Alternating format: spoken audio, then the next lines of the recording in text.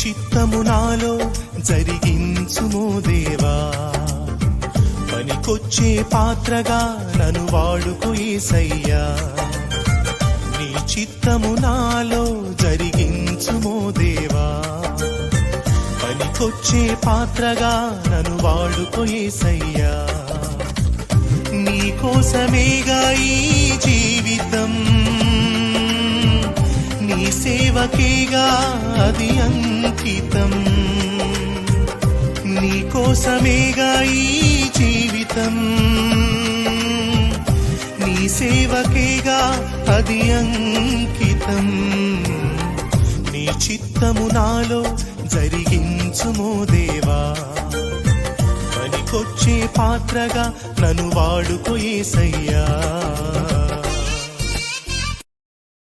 Download ShareChat.